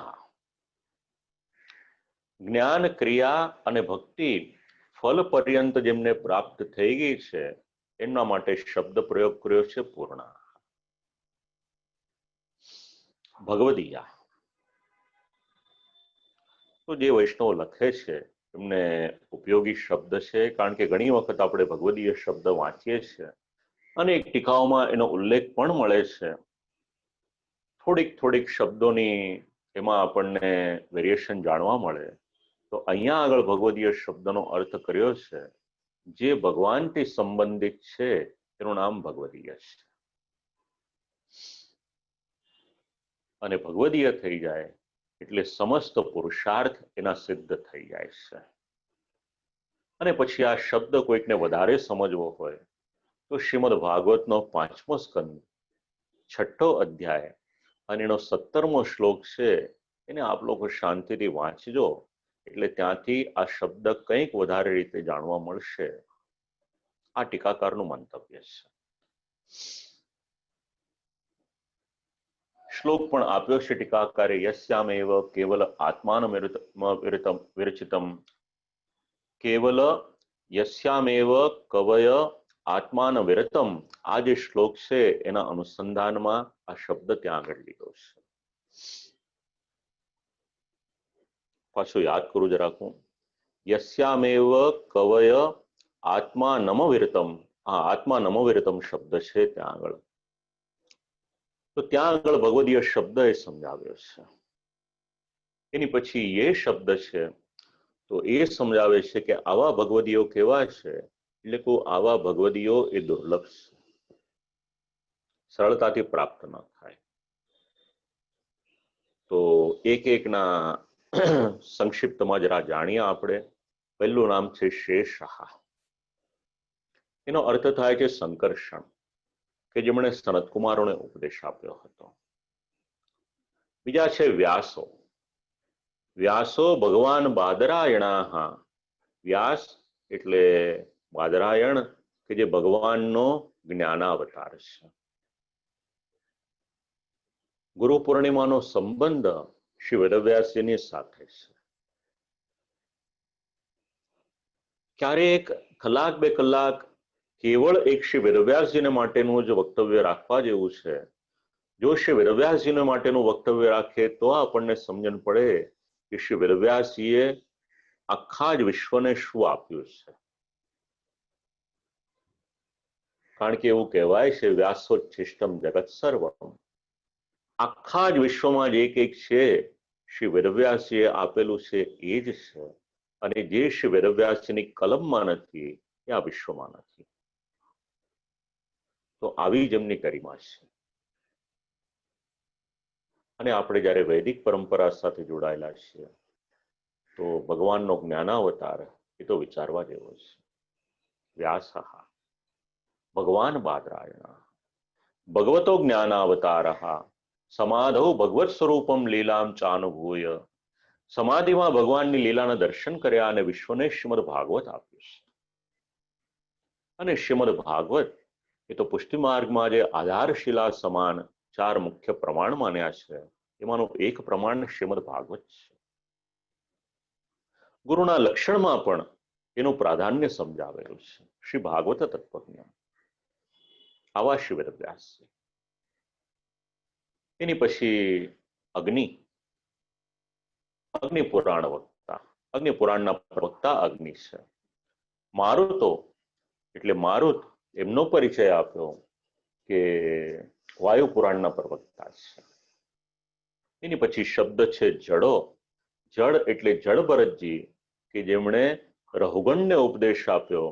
રહુગણ તો જતા હતા મુનિના આશ્રમમાં જ્ઞાન લેવાને માટે, પણ જડ ભરતજીની સાથે મેળાપ થઈ ગયો. એમણે તો જડ ભરતજીને ઘણું બધું સંભળાવી પણ દીધું. પણ પછી જડ ભરતજીએ જ્યારે બોલવાની શરૂઆત કરી ત્યારે તરત જ પોતાનું મસ્તક નમાવી અને પોતાના અપરાધની ક્ષમા માંગી છે રહુગણના. એમને ઉપદેશ આપનાર એવા જડ ભરતજી.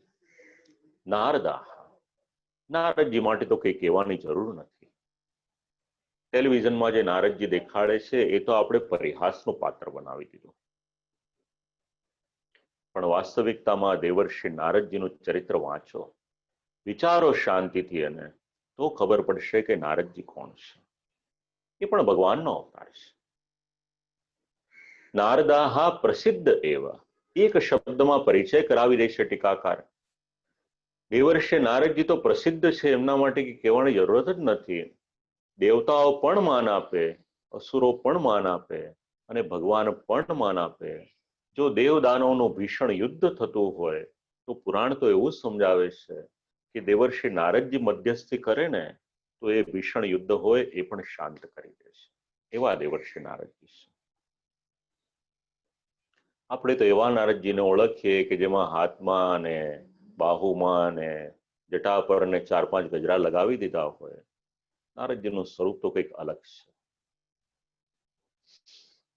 આવા દેવર્ષિ નારદજી.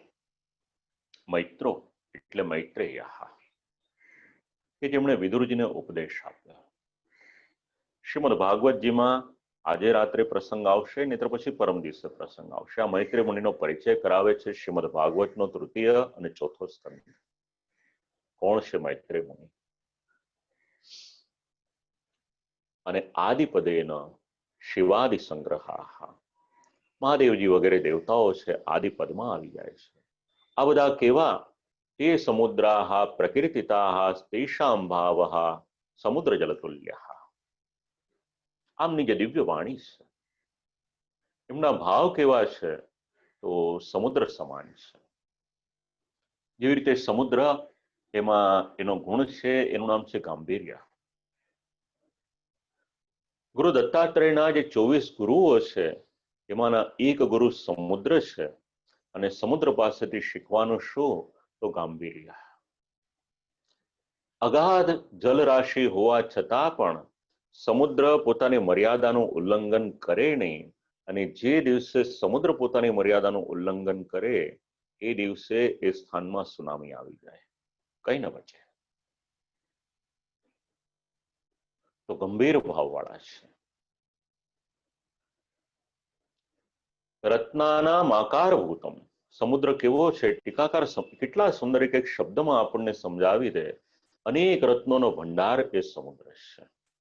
શ્રી આચાર્ય ચરણની વાણી પણ આવી છે. કેટલા દિવ્ય રત્નો આ વાણીમાં રહેલા છે, આપણી કલ્પનાની બહારની વાત છે. તો આ બધાનો સંગ કરવાનો કે નહીં?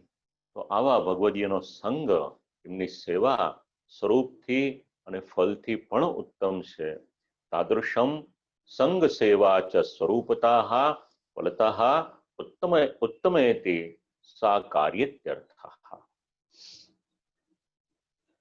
આ બધા શબ્દો પર ઘણો વિચાર કરી શકાય એવો છે. આગળનો શ્લોક સમજાવે છે, લોકવેદ ગુણેર્મિશ્ર ભાવે નૈકે હરેર ગુણાન વર્ણયંતી સમુદ્રાસ્તે શારાદ્યાઃ ષટ પ્રકીર્તિતાઃ.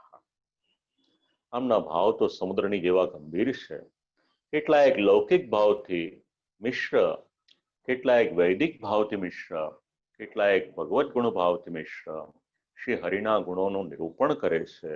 તેઓ કેવા છે? તો ક્ષાર વગેરે છ પ્રકારના સમુદ્રના જલ સમાન છે, સમુદ્ર સમાન છે. પુરાણોમાં પ્રસિદ્ધ ભગવદીઓના પણ અનેક ભેદો લોક ઇત્યાદિ શબ્દોથી નિરૂપણ કરી રહ્યા છે. હવે આમાં 6 પ્રકારની અલગ અલગ કેટેગરી સમજાવી છે. એમાં એક પ્રવક્તા લોકાનુસારી છે, બીજા વેદાનુસારી છે, ત્રીજા, ચોથા અને પાંચમા જે 3 ગુણ છે, સત્વગુણ, રજોગુણ ને તમોગુણ, એના અનુસારી છે, અને છઠ્ઠા પ્રકારના છે. આ 5 પ્રકારના મળેલા જે છે, 5ના મળેલા પ્રકારથી એ છઠ્ઠા છે. તો શ્લોકમાં લોક શબ્દ છે, એનો અર્થ શું થાય? યથા વાલ્મીકી રામાયણે રામગુણાન લોકમિશ્રાનુક્તવાન. વાલ્મીકી રામાયણ, રામાયણ તો અનેક છે, પણ શ્રી આચાર્ય ચરણ જેની મહત્તા ગણે છે એ વાલ્મીકી રામાયણની ગણે છે. અને એવો પણ ક્યાંક પ્રસંગ સાંભળવામાં આવે છે, વાંચવામાં આવે છે કે જ્યારે શ્રી આચાર્ય ચરણ ભૂતલની પરિક્રમા કરવાને માટે પધાર્યા હતા, તો એક સ્થાન એવું પણ હતું, જેવી રીતે બાકીના બધા સ્થાનોમાં શ્રીમદ ભાગવતજીના મૂળ પારાયણ કર્યા, એવી રીતે એક સ્થાનમાં વાલ્મીકી રામાયણનું પણ મૂળ પાઠ પારાયણ કરેલો છે.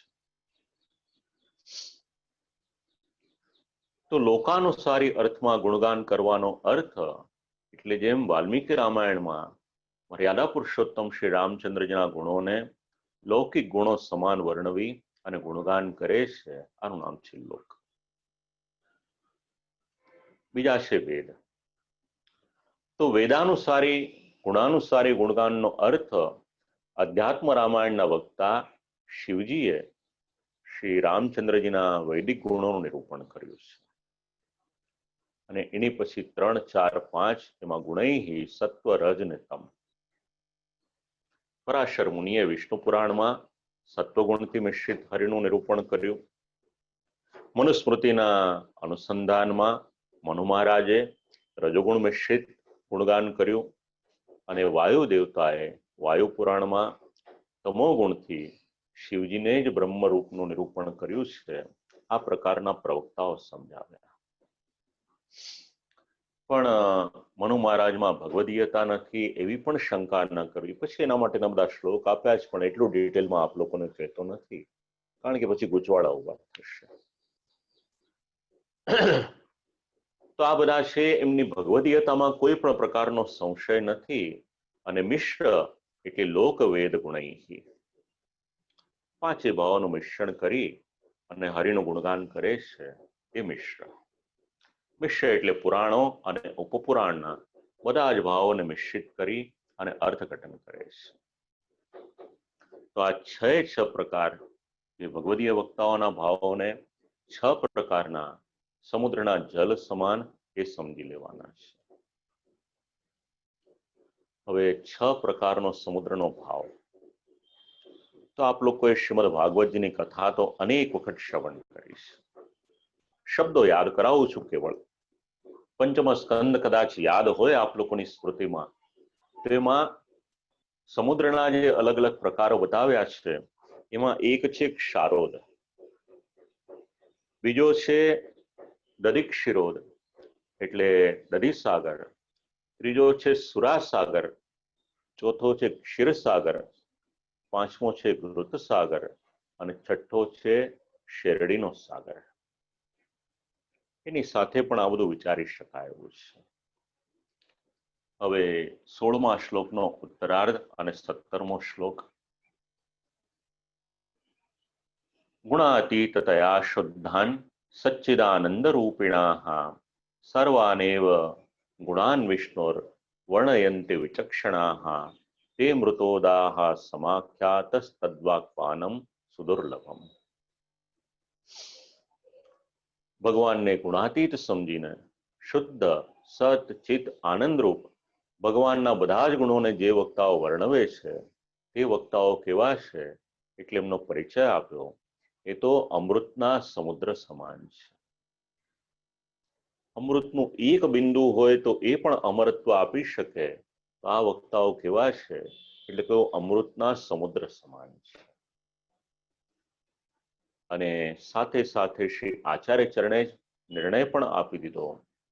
એમનું વચનામૃતનું પાન કેવું છે તો સુદુર્લભમ, અત્યંત દુર્લભ એવા એમના વચન છે. તો આ સમુદ્ર તુલ્ય જે છનું નિરૂપણ કર્યું, આ બધાથી ઉત્તમની કક્ષામાં 7મા પ્રકારના ભગવદીય વક્તા એના વિષયમાં ગુણાતીત થયા. જે ભગવદીય સ્વયં ગુણાતીત છે, લોક વેદ ગુણોથી રહિત ભગવાનના સચ્ચિત અને આનંદ એવા રૂપ એવા ગુણોનું ગાન કરે છે. અથવા તો પછી સચ્ચિદાનંદ વિષ્ણુના ગુણોનું ગાન કરે છે. આવા વિષ્ણુના સમસ્ત શુદ્ધ ગુણોનું ગાન કરે છે એ ગુણાતીત થયા. એની પછી વિચક્ષણાઃ સર્વજ્ઞાતારઃ સંતિ, બધું જાણે છે. અને જ્યારે વર્ણન કરે છે તો વર્ણન કેવું? અમૃતોદાહ, અમૃતના સમુદ્ર સમાન. હવે એમનો સંગ દુર્લભ હોય તો એમની વાણી એ તો પોતાના હૃદયમાં ઉતારવી એ વધારે દુર્લભ છે. તો આવા જે પ્રવક્તાઓ મળે તો એમના જે વચન છે એ તો અમૃતના જલ સમાન છે. એવમ દુર્લભત્વે કો હેતુ, એમની દુર્લભતા શેને માટે? હવે 18મો અને 19મો આ બે શ્લોકો. તો આ બે શ્લોકો એનો એક ટીકાકાર શ્રી વલ્લભજી, એમનો મત આમ તો 20મા શ્લોકમાં છે, પણ આ બે શ્લોકો આશ્રય એવી આજ્ઞા કરે છે કે પુષ્ટિફલ એ તો 18 અને 19માં કહેલ ઉત્તમ ભગવદીઓની વાણીના બિંદુપાનના રસાસ્વાદન કરવાથી જ પ્રાપ્ત થશે. એટલે આ બે શ્લોકોમાં પુષ્ટિફલ પ્રાપ્ત થઈ શકે એવા વક્તાના ગુણો, એના લક્ષણ, એનું નિરૂપણ કરે છે. તાદૃશાનામ ક્વચિદ વાક્યમ દૂતાનામ એવ વર્ણિતમ અજામિલા કર્ણનવદ બિંદુપાનમ પ્રકીર્તિતમ. તો ઉપર જે ભગવદીઓનું નિરૂપણ કર્યું એમના વાક્ય તો ક્યારેક જ શ્રવણ કરવા મળે છે. એ વાક્ય કેવા? તો ભગવાન વિષ્ણુના પાર્ષદો જેવા છે. તો વિષ્ણુ ભગવાનના પાર્ષદોના વાક્યનું શ્રવણ કોણે કર્યું? તો એ કર્યું છે અજામિલે. એક કૃષ્ણાશ્રયમાં અજામિલનો ઉલ્લેખ છે અને એક અહીંયા આગળ અજામિલનો ઉલ્લેખ મળે છે.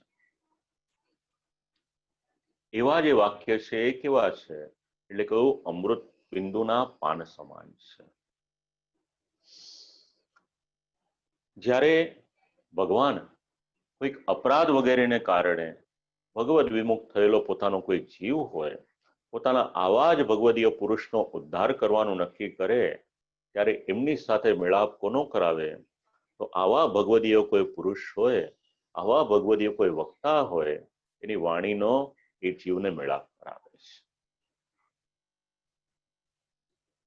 ફરીથી કહું છું, ભગવાન ક્યારેક કોઈ અપરાધ વગેરેને કારણે કોઈ જીવ ભગવાનથી વિમુખ થયેલો છે અને એ સમયે પોતાના આવા જ કોઈક ભગવદીય પુરુષનો ઉદ્ધાર કરવાનો ભગવાન નિર્ણય કરે, ત્યારે ભગવાન કોની સાથે મેળાપ કરાવે? તો કે આવા ભગવદીય પુરુષ એટલે વક્તાની વાણીની સાથે ભગવાન એનો મેળાપ કરાવી દે છે. તો એનું પ્રમાણ ક્યાં? દૂતાનામ એવો વર્ણિતમ. ભગવાને વિચાર કર્યો કે મારે અજામિલનું કલ્યાણ કરવું છે, તો ભગવાનના દૂતોએ જે વાણી શ્રવણ કરાવી, અજામિલનું ઉદાહરણ આપ્યું. તો ભગવાનના દૂતોના વાક્ય અજામિલ જેવા દુષ્ટ જીવને પણ સાંભળવા મળી ગયા. એવી જ રીતે જે જીવનો ઉદ્ધાર કરવાનું ભગવાન વિચારે, એ જીવને પણ એવા ભગવદીના વચન શ્રવણ કરવા મળી શકે છે. સુદુર્લભ છે એમની વાણી, સરળ નથી. અને બિંદુપાનમ,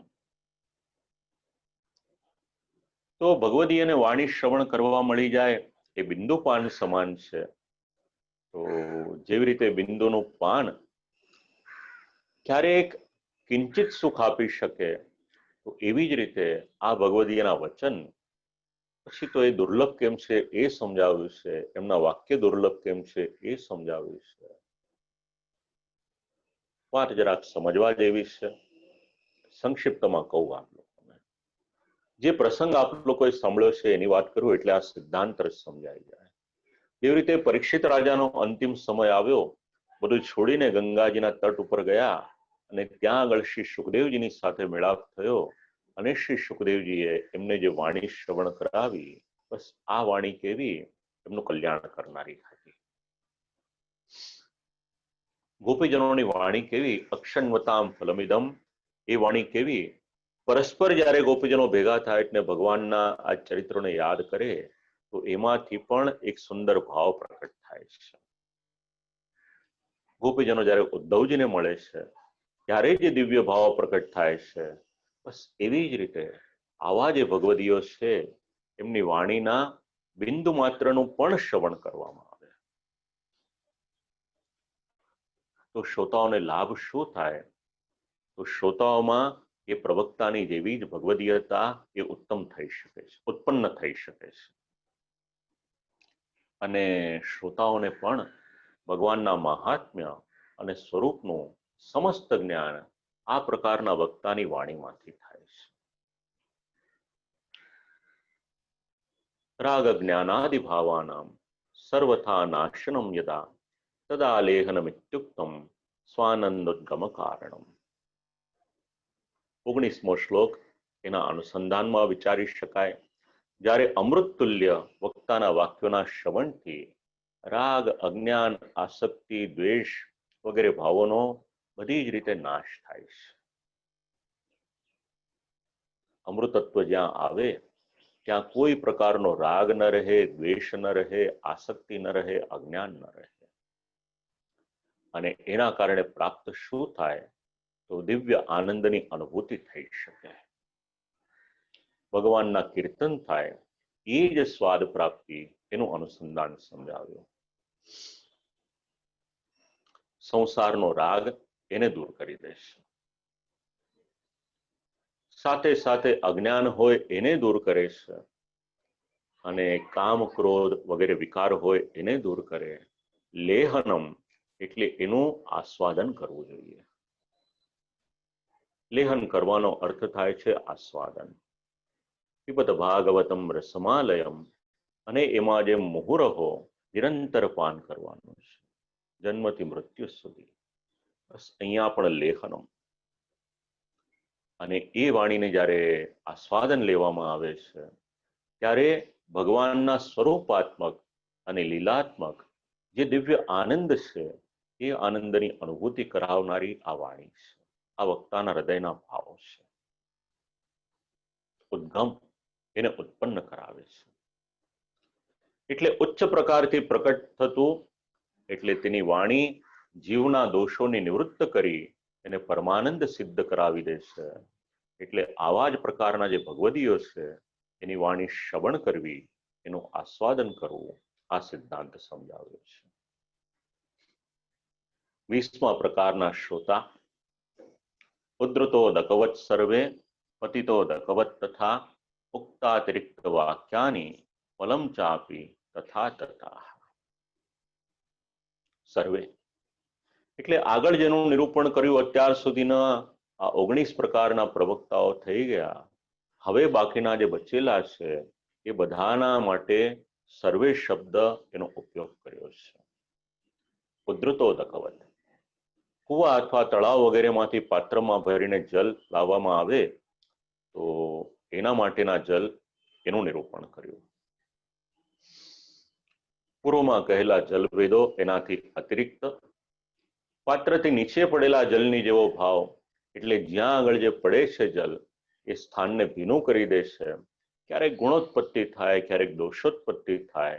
શ્રોતાઓના ભાવ અનુસાર એમનામાં ગુણ દોષ ઉત્પન્ન કરનાર એ બની જાય છે. આ શબ્દ અનાદરના અર્થમાં સમજાવ્યો. તો આવી રીતે અલગ અલગ પ્રવક્તાઓના ભાવ એનું નિરૂપણ કર્યું અને એમાં પણ ઉત્તમ ભગવદીઓની વાણીના બિંદુપાનનું રસાસ્વાદન 18 ને 19 આ 2 શ્લોકમાં સમજાવ્યું. જેવો માર્ગ જેવી વાણી એવું ફલ પ્રાપ્ત થાય છે, આવું કહી અને 21મો એટલે અંતિમ શ્લોક. ઈતે જીવેન્દ્રિયગતા નાના ભાવમ ગતા ભુવિ રૂપતાઃ ફલતશ્ચૈવ ગુણા વિષ્ણોર નિરૂપિતા.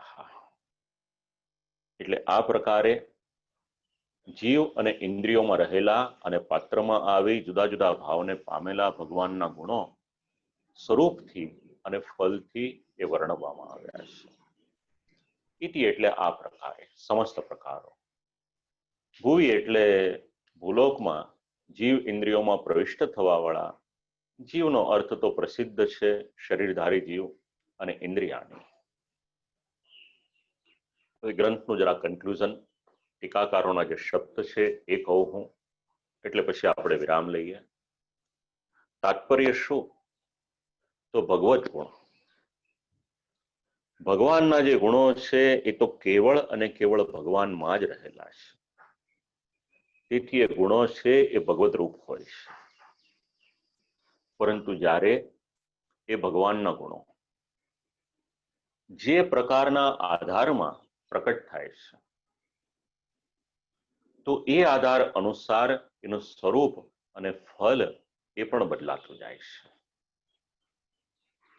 તેથી આ ભગવાનના ગુણોને કેવળ ભગવત ગુણોની દ્રષ્ટિથી ન જોઈને તે ગુણો જે આધારમાં રહેલા છે, જે પ્રકટ થાય છે આધારમાં, એ ભગવત ગુણોનું જે કોઈ અને જેવા પ્રકારના વક્તા એનું વર્ણન કરે છે, એ આધારને જોઈને એની પરખ કરીને, એટલે એને એક્ઝામિન કરીને ભગવદીઓએ એ જીવ અથવા તો એ વક્તાનો સંગ કરવો જોઈએ.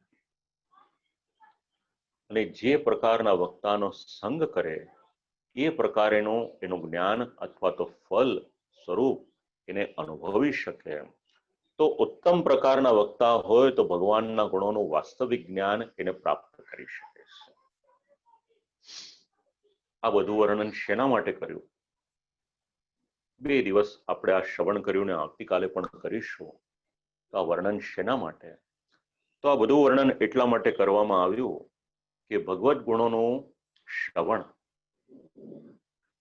કોઈ મનમાં આવે એ વક્તા પાસેથી કે પોતાને મનમાં આવે એ પ્રમાણે એ પ્રકારે એનું શ્રવણ ન કરે, પરંતુ સાવધાનીપૂર્વક એલર્ટ થઈને યોગ્ય વક્તા પાસેથી એ ભગવાનના ગુણોનું શ્રવણ કરે. એટલા માટે શ્રી આચાર્ય ચરણે આ જલભેદ નામનો ગ્રંથ આપ્યો છે. ગ્રંથ શાસ્ત્રીય છે. સમજી શકું છું હું આપ લોકોના સમજવામાં મુશ્કેલી પડી હોય એ છતાં પણ જેટલું પણ સરળ થઈ શકે એટલું બોલવાને માટે આ એક પ્રયત્ન કર્યો છે. જેટલું પણ આપ લોકોને સમજાયું હોય એટલો શ્રી આચાર્ય ચરણનો અનુગ્રહ આપ લોકોની પર. સાથે સાથે આવતીકાલે પૂજ્યપાદ ગોસ્વામી 108 શ્રી ભરતકુમારજી મહારાજ શ્રી આપશ્રી પુનામાં બિરાજે છે. આપશ્રીના વચનામૃતનો આપણને જે લાભ મળશે તો આવતીકાલનો જે સમય છે 6 થી 7:15 સમય રહેશે. ફરીથી કહું છું, આવતીકાલનો જે સમય છે 6 થી 7:15 સમય છે. અને બીજી પણ એક વધાઈ આપ લોકોને આપવાની છે. આ ષોડશ ગ્રંથનું જે સત્ર છે એ આપણું 2 ઓગસ્ટ સુધી રહેશે. સેવાફલમ ગ્રંથ અને પછી શ્રી વલ્લભકુલના આશીર્વચન, એનો ક્રમ, એક ક્રમનો આપણો જે ગ્રંથનો ક્રમ છે એ પ્રમાણે રહેશે. તો 2 ઓગસ્ટ સુધી આ જે ક્રમ છે એ રહેશે. અને આની આગળને માટે જે વિષય છે ચિરોઆયુષ્માન આદિત્ય શાસ્ત્રી જે વિચારીને રાખ્યું છે તો એની વધાઈ આપવાને માટે આપ લોકોને જાણ કરવાને માટે મને સૂચન કર્યું છે કે 3 ઓગસ્ટે રક્ષાબંધન છે. ઠાકોરજીને પણ રક્ષા ધરી શકો અને જ્યાં જ્યાં જેટલી લિમિટમાં એ ઉત્સવ આપ લોકો ભાઈ બહેન બધા જ ભેગા થઈ અને પારિવારિક ઉત્સવ છે એનો આપણે આનંદ લઈ શકીએ એટલે 3 તારીખ એક દિવસનો વિરામ રાખ્યો છે અને 4 તારીખથી આપણે જે આરંભ કરવાના છીએ એમાં હવે જન્માષ્ટમી આવે છે. તો આદિત્યભાઈના મનમાં એવો મનોરથ થયો કે જન્માષ્ટમી આવે છે તો પ્રસંગને અનુરૂપ અને વૈષ્ણવના ભાવને પોષણ મળે એને અનુરૂપ આપણે વિષય એવો રાખીએ તો એમાં પણ શ્રી મહાપ્રભુજીની જ વાણી છે. તો શ્રીમદ ભાગવતનો 10મો સ્કંદ એમાં સુબોધિનીજી અંતર્ગત 1 થી 4 અધ્યાય જેને શ્રી આચાર્ય ચરણ જન્મ પ્રકરણના નામે આપણને પરિચય કરાવે છે તો એમાં પણ શ્રી ઠાકોરજીની કૃપાથી જન્મ પ્રકરણના 4 અધ્યાય એનું આપણે જે પ્રમાણે શ્રી મહાપ્રભુજી કૃપા કરશે, શ્રી વેદવ્યાસજી, શ્રી સુખદેવજી કૃપા કરશે એ પ્રમાણે એનું આપણે અનુસંધાન લેવાને માટે પ્રયત્ન કરીશું. સોમવારથી શનિવારનો ક્રમ છે એ જ રાખીશું. આરંભ થશે 4 તારીખે અને 14 તારીખ સુધી આ ક્રમ ચાલશે. 15મી તારીખે પુનઃ શ્રી વલ્લભકુલના વચનામૃત તો સત્ર દરમિયાન શ્રી ઠાકોરજીની કૃપાથી આદિત્યભાઈએ વિચારી રાખ્યું છે બધું એ પ્રમાણે લાભ મળશે અને એ સત્રની પછી આગળનું પણ એમણે વિચારી રાખ્યું છે. પણ જેમ જેમ એક સત્ર વિરામ આવતું જશે એમ આગળની જાણકારી આપ લોકોને મળતી જશે. શક્ય હશે ત્યાં સુધી આગળનો જે પ્રસંગ છે એને યુટ્યુબના માધ્યમ દ્વારા પ્રસારિત કરવાનું વિચાર્યું છે એમણે. તો મને પાછું એમણે કહ્યું છે કે જે શ્રોતાઓને રસ હોય એ બંને ચેનલ જે છે પરિષદની અને કૃષ્ણદત્ત શાસ્ત્રીની આ બંનેને આપ લોકોની અભિરુચિ પ્રમાણે અનુકૂળતા પ્રમાણે આપ એને લાઈક કરી શકો છો કારણ કે એની પર વધારે ફોકસ એમણે કરવાનું કહ્યું છે. તો આ એક વધાઈ આપવાની આપને જણાવ્યું હતું. તો પુનઃ જે શ્રોતાઓ શ્રીમદ ભાગવત એટેન્ડ કરે છે આપણે રાત્રે 8:30 વાગે મળીએ છીએ. શ્રીમદ ભાગવતનો 3જા સ્કંદનો 3જો અધ્યાય અને 4થો અધ્યાયનું અનુસંધાન લઈશું. આ સત્રના વિરામમાં શ્રી ઠાકોરજીના યુગલ શ્રી ચરણોમાં દંડવત પ્રણામ કરીશ. શ્રી વલ્લભકુલના શ્રી ચરણોમાં દંડવત પ્રણામ અને આ સત્રના આપણા અધ્યક્ષ પૂજ્યપાદ ગોસ્વામી 108 શ્રી ભરતકુમારજી મહારાજ શ્રીના શ્રી ચરણોમાં પ્રણામ કરીશ અને દેશ વિદેશના આપ સર્વ શ્રોતાઓ. હવે આની પછીનો જે ગ્રંથ છે આમાં તો વક્તાને માટેના લક્ષણનો વિચાર કર્યો. પરમ દિવસથી જે આરંભ થશે એ એક દિવસમાં 5 શ્લોકનો ગ્રંથ છે એટલે પંચપદ્યાયનું આપણે પરમ દિવસે અનુસંધાન લઈશું અને એની પછીના દિવસે પુનઃ શ્રી વલ્લભકુલના વચનામૃત થશે. તો આટલી જાણકારી આપી અને આજની વાણીને પુનઃ એક વખત શ્રી ઠાકોરજીના યુગલશ્રી ચરણોમાં સમર્પિત કરું છું. અસ્તુ. આવતીકાલનું સત્ર 6 વાગે છે, 6 થી 7:15. એનું આપ લોકો નોંધ લેજો. આવતીકાલનું સત્ર 6 થી 7:15.